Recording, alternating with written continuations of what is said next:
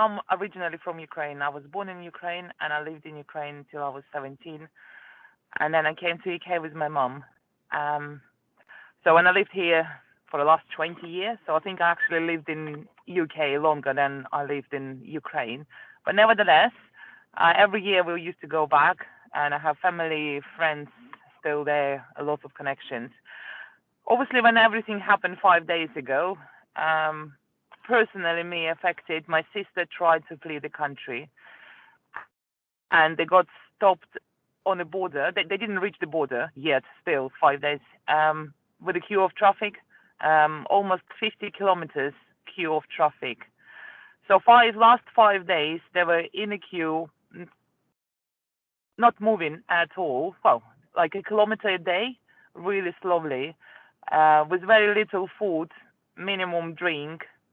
Thanks to the local villages, who on a day two, I think she said, brought buckets, big buckets of soup and tea and coffee to help people who were standing there in the freezing cold.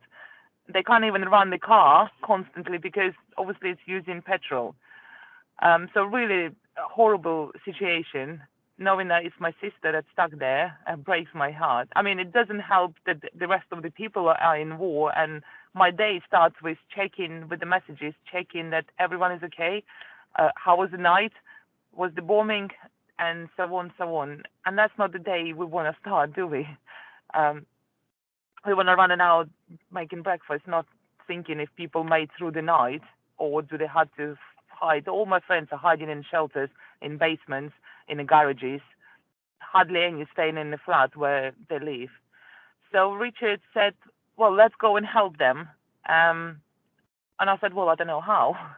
So we decided to run just a little fund page to see if people can donate what they want. We're not connected to any charity. We're a local business.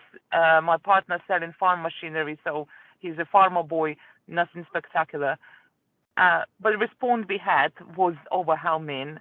So far today, we've just been donated 20, I don't want to get it wrong, 20 ton of water. You do understand the amount of 20 ton of water. Plus every little donation. I think we done more than 2,500 just in cash donations so far, and people are still bringing all the drop points around Barnstaple. I'm just about to go and put the signs that I had to laminate, the drop points. The people calling us and said, we need to collect, there's too much, we need to collect. So my stepson, running around on the van, collecting everything that's been donated, food, blankets, torches, candles, outside, like camping, cooking equipment, because, well, people need to eat. So the plan is, in end of this week, latest Monday, because all this stuff needs to be sorted out, and we're going to sort it out in our farm in a dry. Need to be boxed, obviously, in different categories, different boxes. And Richard is taking it on a lorry. I'm driving with him in our personal lorry. So Richard dedicates his time putting his business to the side. We're going to drive it all the way to Poland-Ukrainian border.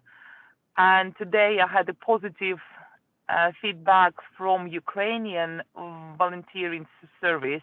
They're going to meet us at the border and distribute water to the cities that are right now being bombed, to the shelters where people hiding in undergrounds and big collection of people. So they're going to deliver water and supplies to them, because the feedback we have from Poland right now is refugees camps are overpowered with the clothes and blankets. They don't know what to do with it. It will all go to use, obviously, but they don't have manpower to sort it all out because of so many people arriving. Well, luckily, like I said, we will manage to take it across the border. And I don't know if you had seen our Facebook post. The plan is when we cross the border, I'm going to set the outside kitchen and hopefully get the locals to bring some, like potato and some vegetables, so we can cook outside, have an outside kitchen to feed people who are standing in a queue of traffic for the last 5, 6, 7 days, and provide them with hot meals. and hot drinks, and just to try our best to keep them going. So that is the big plan.